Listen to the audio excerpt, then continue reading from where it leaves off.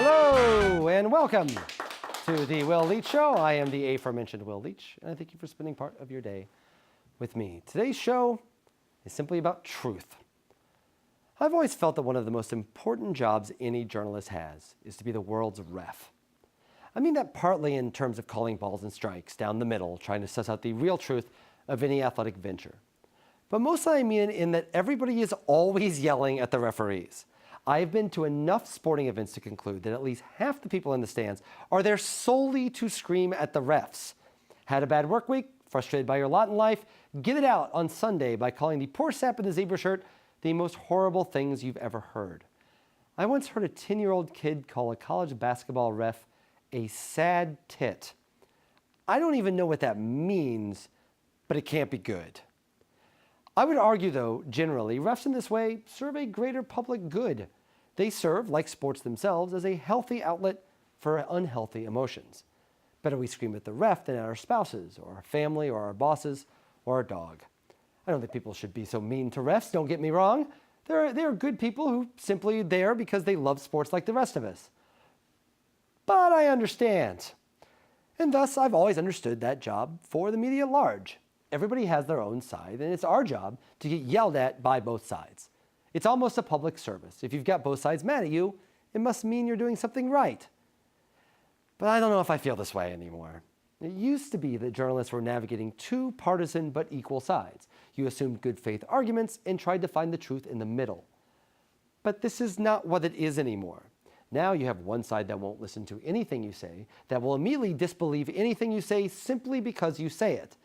This would be fine, except now those are the people in power. It would be like when an umpire made a bad call. The manager could go over there, punch the umpire in the face, encourage all the fans to come down from the stands and hit them with polo mallets, and then, after all that was done, legitimately get the score changed to whatever he wanted it to be. Refs aren't just powerless in this scenario. They're actively hunted. And I think this changes the dynamic. I think this means the refs are supposed to wield more power, not less. This is a time for the refs to fight back. We can argue whether a ref made a bad call, but we can't argue that the score is 31-2 when it isn't. We've gotten so used to yelling at the refs that we have forgotten that they are there for a reason. And it is more important now than we ever remembered. Our guest today is National Affairs Analyst for NBC News and MSNBC and co-host and executive producer of Showtime's The Circus, as well as the former co-host of the Culture Caucus podcast with me. Please welcome John Heilemann. Sir, welcome. Welcome to my kingdom. Oh, what an incredible round of applause. This cast I know. of thousands. It's amazing. You look out at the studio audience and you Hey, see all these people. It's like being on Letterman back in the day. It is really like being on exactly like fewer, lots of strange street people wandering in. Also a Midwesterner. Yes. But a man with maybe a slight more degree of urbanity and wit. Yes, just and more facial hair. Just a little bit. More facial hair. I cannot grow the beard. Even then, I think he did. The main thing I like about this setup, I should say, is that you have done something that many hosts do in television, which I love, which is that you've put yourself at an advantage to your guests. You are like just a few inches higher. That is simply and although not I true. am 6'5", and so I tower over you, I am now in this position of kind of supplication. For what it's worth, I'm literally sitting on the floor. Yeah. Okay, just to be very clear about it. I just want to point it out just for the audience so they know. I am a giant. Cut tape, restart, restart, restart. And you are a midget. Yes, I'm not a. Anyway, you can't even use that term anymore. Okay, so question. Question. I got a theme of this show, and it's about truth. Yeah. And generally, the idea is I kind of have this analogy about how we've always talked about how the media is like refs, right? The idea is, and I've always thought that part of the job of the media is to be like a ref, and that you want to be caught in the middle, but really a large part of your job too is to get yelled at. Like I've always felt it was almost a public service that we all kind of, but I think there are differences, and I think there's, whether I think women have it more difficult and maybe so on, but I think certainly the job is to get yelled at and so call it down the middle. Right. But now it feels, part of the job feels inadequate now. As someone that's been doing this for such a long time and has been, I've always kind of admired, you and I have worked together for a lot, and I've always kind of admired that you subscribe to the general idea that like we are here to chronicle both sides. I will tell you truth and I will give you truth, but we are going to let both sides talk on this. Do you think that, have you switched that in the last couple of years. Do you feel like we should switch that, or are we not switching it enough? Well, okay, first of all, having been told this show was about the truth, I just did all my research on Allen Iverson, so I'm totally unprepared. Oh, yes. Sorry. I thought this was a sports program. No, it's not a sports program. I'm taking off balance a little bit. Okay. Look, so here's what I think. I think it's a complicated question, and it's complicated for a whole lot of reasons, and we could spend the whole show talking about this, I'm sure. But I don't think the job is fundamentally different, right? I mean, the famous Pat Moynihan line about how everyone's entitled to their own opinions, but you're not entitled to your own facts. Right. We're obviously in a situation right now where there's a lot more basic contestation. There's always been contestation over what the facts are and how to interpret the facts. Right. But there's a lot more. The sky is red. Right. There's a lot more of that. There's a lot more of that, at least in the political discourse, than there's ever been before. But I think that the job of journalists has always been citing again afflict the comfortable you're supposed to afflict the comfortable and comfort the afflicted, right? Yes. Also, just calling bullshit. That's like what we're supposed to do. The fundamental idea. You have to be able to call bullshit when people lie. And I think that it's always been a mistake when journalists in the past have engaged in on the one hand. Yes. On the other hand, yes. If someone says the sky is red when the sky is blue, you should be able to say, without being partisan, without being ideological, without just, dude, no, that's a blue sky. That's not red. But is that possible now? Well, I think it's possible, whether it has the kind of impact that it had Right. when there was less tribalism and when there was less cocooning of people in their own self-reinforcing bubbles of information. There's a large number of people now who are willing to believe the sky is red when in fact the sky is blue, because they are wedded to, and we're talking a lot about Trump here without saying his name so far, but they're part of this cult of personality that... And think you're an asshole for calling the sky blue. 100%. And Trump is a symptom of it, not the cause of it, right? There are a lot of things that led to Trump, but one of the things that led to Trump was the creation of these very powerful alternative realities that came about. People cite Fox News. There's a liberal blogosphere, a conservative blogosphere, a liberal media, a conservative media. I tend to think in general, not always, but that what is called liberal media tends to be a much greater fealty to trying to acknowledge the blueness of the sky and not claiming it's red. But that stuff's been going on for 25 years. Since I started doing this. I remember Air America was the thing. That was the thing that was going to be like, oh, this is going to be, we're going to have our Limbaugh, and we're going to have our thing. But it didn't really work because I would argue, it just couldn't possibly be that intensely partisan. Yes, and it'd be an interesting thing to try to rerun it now because of the fact that the world is so much more tribal, and because there is a much more intense desire on the part of people who are not part of the Fox News, InfoWars, Donald Trump world to try to build things, institutions, to try to take on that worldview. I would say that what's complicated about it for you if you're the New York Times or John Heilemann or Will Leitch is that I want to be able to call bullshit on bullshit, but I still don't want to be wearing a blue jersey. Right. I'm not a Democrat. I've never voted for a Democrat in my life. I've never voted for a Republican in my life. I feel like that my job is to call balls and strikes.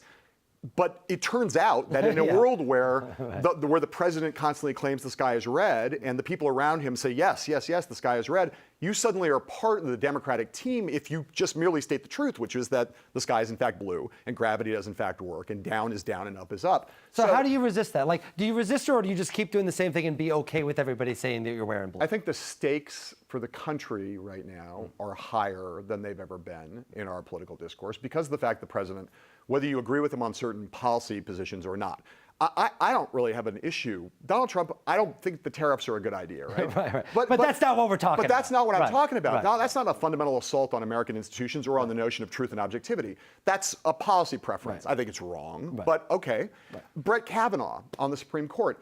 If Ted Cruz, Jeb Bush, if many of the Republicans who ran against Trump had become president, they would be thinking about putting Brett Kavanaugh on the Supreme Court. Elections have consequences. You're allowed as president to pick someone who is, there are other complications around Kavanaugh we can spend some time on, but you're allowed to pick ideological conservatives if you're an ideological conservative who won the presidency, right? That's, again, a policy preference. You can think it's wrong, but it's not an assault on reason or on the basic institutions of the country. Where the stakes are high is in this notion of the assault on institutional integrity, on the Justice Department, on the FBI, on many of the kind of guardrails that keep the country together. And given that those are the stakes, I think it's uncomfortable to be claimed by one team.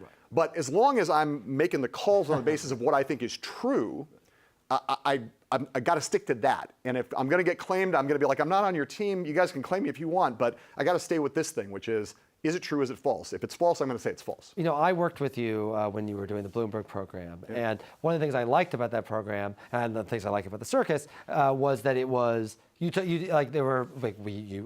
watched you interview Trump at a, we've been to a Trump rally together, and you interviewed all the candidates. It was really about that. But do you feel that model is one of the things that led us here, or getting away from that is what we need?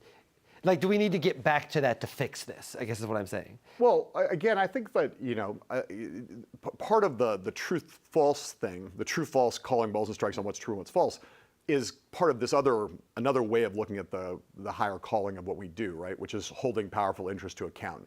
So do I think it was appropriate to ask Donald Trump, Ted Cruz, John Kasich a lot of the same questions about what they wanted to do about national defense, about globalization, about raising worker wages, and to treat them in some sense like they were the same, because they were going to have power over a lot of things, where the calls they would make on foreign policy, domestic policy, judicial appointments, et cetera, they were going to have to make the same kind of decisions. I also thought it was appropriate to ask Donald Trump how he felt about the fact that David Duke had endorsed him, which I did in a live interview. I also felt like it was appropriate to, when Donald Trump said things that were racist, to say that is a racist statement. The definition of saying a judge, like Judge Curiel, of course, could not rule in his case because he was of Mexican ancestry. The Judge Curiel, that's like 80 outrages but ago. That's definitionally racist. That's fundamental. But it's also not a matter of, there are lots of things that people think are racist that are not, right? That people apply that label way too broadly. But there were things Trump did that were straight up racist, right? I could make that call and had to make that call and did.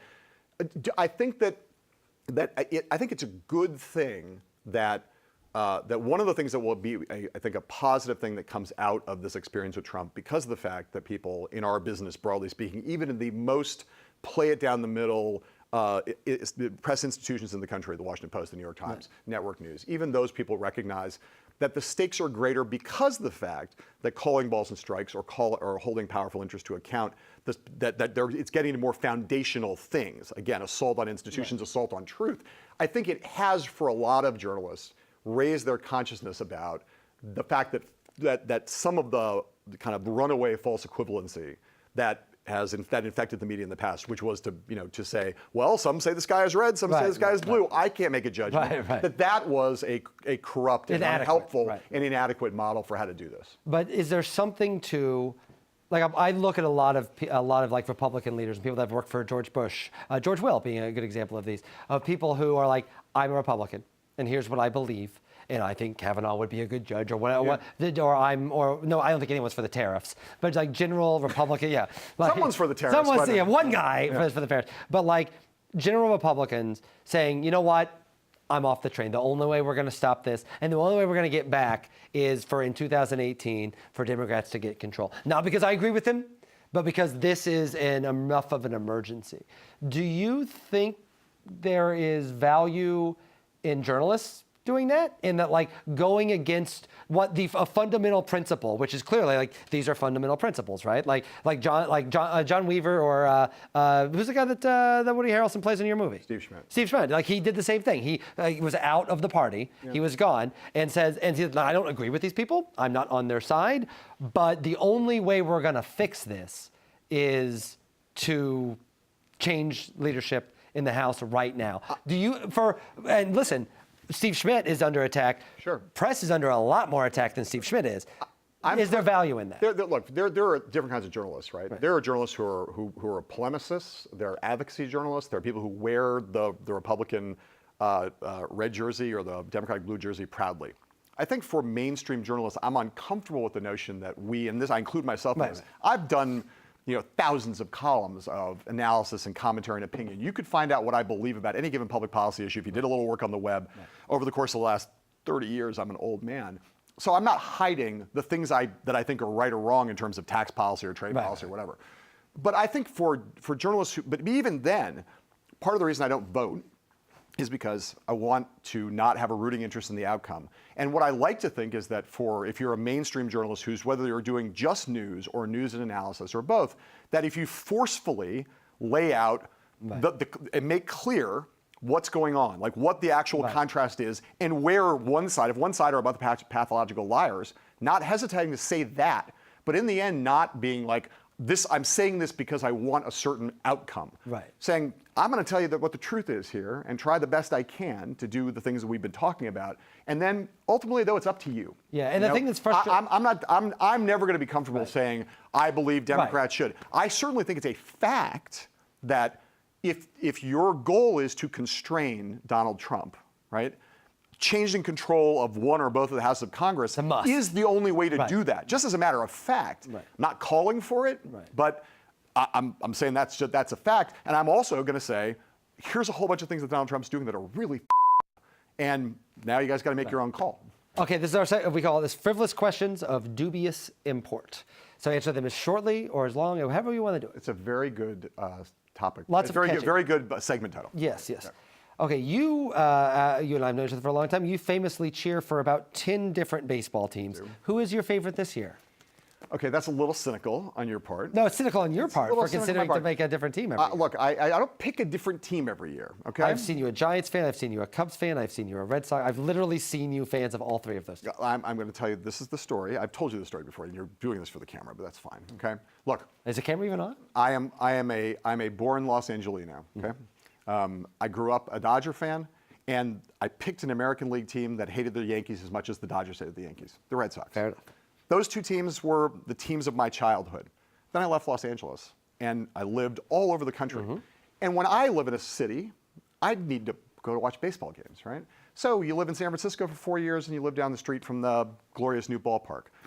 You live in New York City, and I hate the Yankees. So who am I going to? I can't not root, right? I understand. So I'm like a passing Mets fan. I'm a passing Giants fan.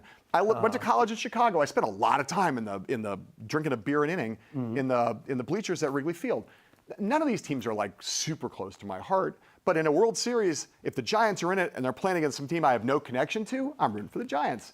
The Red Sox, because the Dodgers got the McCourts sort of my. Are you back now? Are you? I'll root for them, but not again. I'm not passionate about it, right?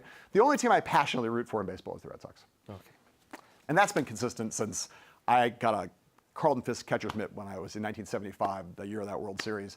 My first year in Little League. I was a catcher. I had that Carlton Fisk catcher's mitt, and I've been Red Sox. Okay, fair. So I guess my next question: so is sports bigamy bad? Your polygamy bad? Are you okay with? Are you really okay with that? I'm fine with it. I think it's actually probably more logical. I'm fine with it. Yeah. Like again, it's not like the Cardinals care about me. The Cardinals, the Cardinals are evil. Right. Sorry, I forgot about this. Satanic, disgusting, appalling, repulsive, grotesque team. The only team I really, lifetime, have been with from cradle to however close to the grave I am now is the Lakers. And so I've been through some brutal years. Yes, I was a Nets season ticket holder because I live in New York and I got to root for a team. Oh, yeah. No, I think that's okay. But my heart is with the Lakers, always has been, and we have suffered. Yes. We have suffered intensely. It's true. We have suffered intensely. No one has suffered more than the Lakers. And yet now, we have the king. You have the king.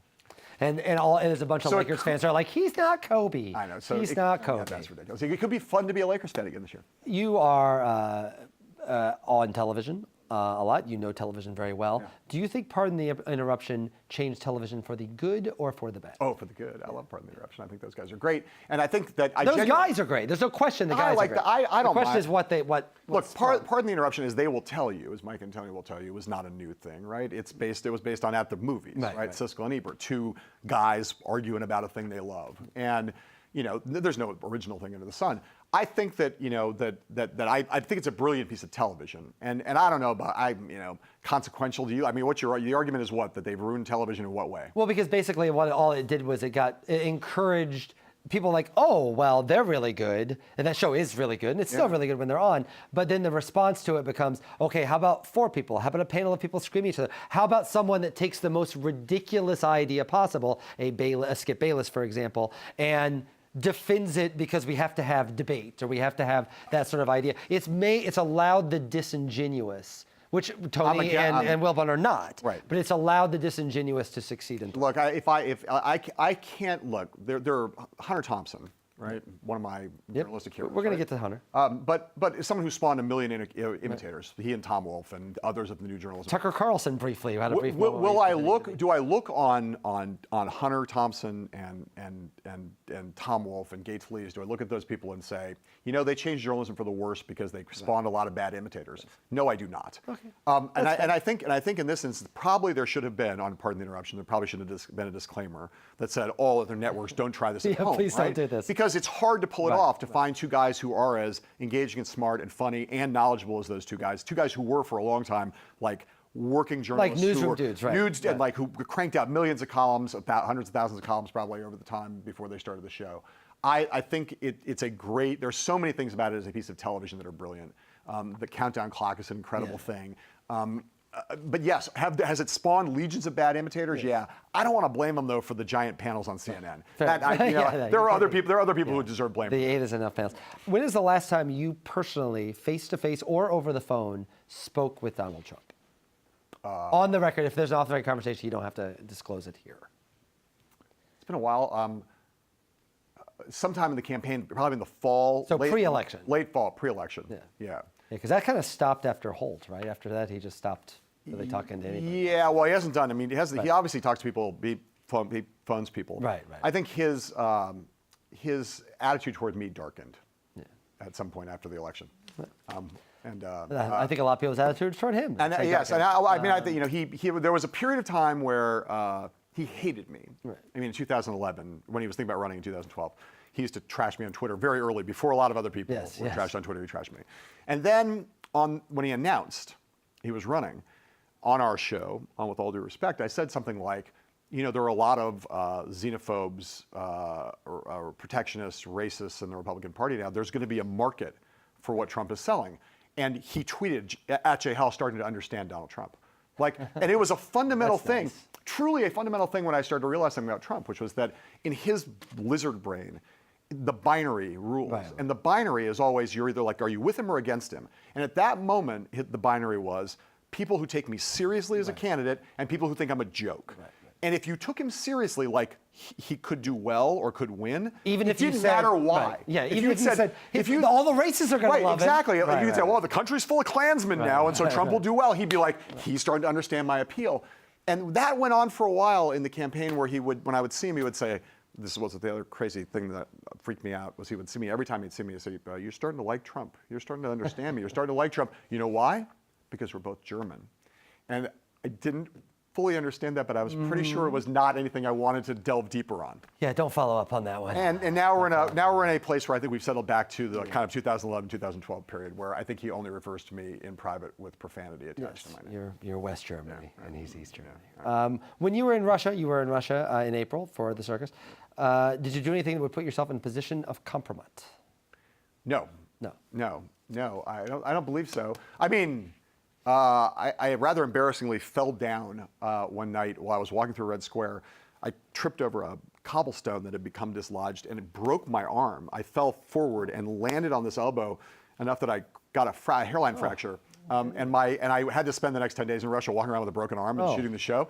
But I didn't really know it was broken at the time, but it was swollen. So you didn't go to a hospital and get it like... Oh, there was no way I was going to get some Russian doctor. I was wondering. I don't know. The American hospitals are not killing it right now. I came back here and saw this specialist who was like, he said, I'm really glad you didn't go to a hospital. I'm glad you waited to come back. That was probably for the best. But I don't think I did anything. We stayed at the Ritz-Carlton, which is the infamous Ritz-Carlton, which is a totally GRU-controlled institution. Like, the rooms are bugged, the lobby's under surveillance, everyone in there is either a spy or a Russian mafia. It's really hilarious. And of course, the room is upstairs, the famous room where maybe... I think Colbert did like a segment in there. Correct. And there was a day we were in the hotel shooting and kind of like wandering around and trying to think about maybe trying to make some television that we never made. But when I came out of the hotel, after we'd been walking around with cameras in the hotel for a while, I walked out of the hotel and these three like 25-year-old Russian guys walked up on the street to us and said, "Hey, John Heilemann, it's great, so great you're here in Moscow." And I said, "Yeah." And they said, "Can we take a picture with you?" I said, "Where are you guys from?" And they said, we're all Muscovites. We're all here from Moscow. I said, "Okay, great." So we took a picture. And my producer, as we were walking away, said, "Hey, it's like great. There's John Heilemann fans." I said, "How do you know me?" And they said, "From the circus. We love the circus." And I said, the producer, she said, that's great. They're fans of the circus. There's fans of you. I said, Sarah, those guys are all spies. Yeah. And we Do walked they up. get Showtime in Russia? And we walked up to our fixer, and I said, Sergey, what's the chances that 3 25-year-old Muscovites would know me or the circus? He said, 0%. Zilch. Zero. Those are GRU guys Yes. who are letting you know that we're watching you. Right. Which is something they do to all the journalists there too. Which is, you talk to the correspondents there. You will about once a month, you'll be in the middle of a phone call with your editor, and they cut the line. Yeah. Just to let you know that they're listening to all your conversations. They just cut it out. Not permanently, not trying to just let you know they can. Just let you know we're here. So that was the same thing. All right, let's do the game. The game is called Whom to Blame. I'm going to give you. Can the answer be Will Leitch on every question? On this particular question, the answer is definitely not Will Leitch. Okay, let's stipulate that if I could, if it was interesting television, the answer would be Will Leitch to all of these. Of course. But I think everybody I'll spice it up to make it a little more interesting. Whom to blame? Well, I'm going to give you the name of a state. You tell me whether the Republican primary / caucus was won by Trump or was won by someone else. Okay. New York. Trump. Correct. California. Trump. Correct. Texas. Cruz. Cruz is correct. Minnesota. Trump. Rubio. Oh, well, good. That's nice poll. Louisiana. Cruz. Trump. Oh. Georgia. Trump. Trump. Nebraska. Trump. Correct. Kentucky. Trump. Alaska. I'm going to say Trump, but I could be wrong. Cruz. Idaho. That I think was a Cruz. That is correct. That is correct. And the last one, the one I covered with you, Iowa. Cruz. Cruz, yes. That was the big thing. It was really close. It was very close, and there was a moment where, like, if Trump had stumbled in New Hampshire, that would have. Yep, it was actually one of the places where Trump, in the arc of our relationship, the old and now current Trump hatred for me came through, and it's actually captured on camera in the circus. He showed up at an event. I got there late. I couldn't get in. And I was waiting for him outside when the event came, and then Hicks was like, "You got to go just over to see John for the circus cameras." And he walked up, and when he got over, I said, "Hey, a lot of people think there's a rumor, there's a basic view around Republican circles right now that you're deflating, and this could be the end for you."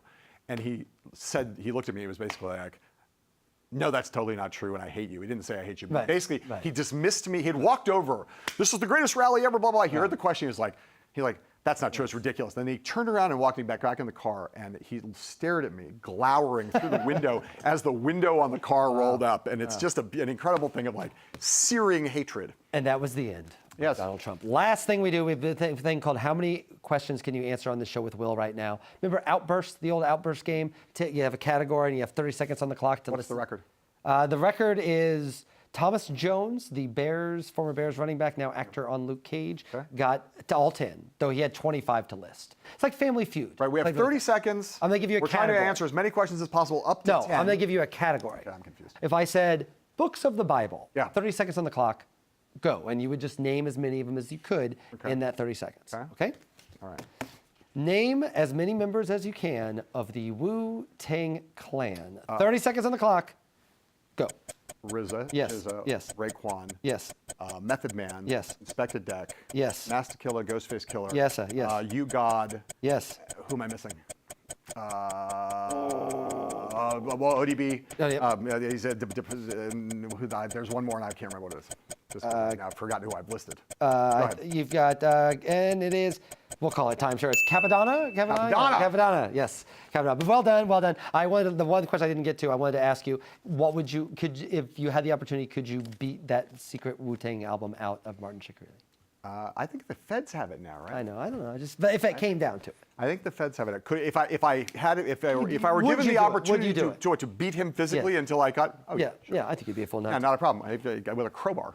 John Heilemann, host and executive producer of the Circus, back in September. Yes. But not exact date, we don't know, but it's awesome. It's a great show. It is an honor very much. I still miss the Culture Caucus. It is an honor very much. It is an honor very much to have you on, yes. It's an honor very much. It is. It's an honor very much to have you. I'm very delighted. I've been trying to get him on for a while. podcast with you. Yeah, it was fun. You haven't been trying at all to get me on for a while. I know. The only reason I'm here is because I was like bitching and moaning about the fact that I hadn't been invited already. Let's not lie to the people. Absolutely true. Yeah. Thank you, John. Please come back to SI.TV to watch Will Leitch Show and where all of your Will Leitch items are sold. Take care. Bye.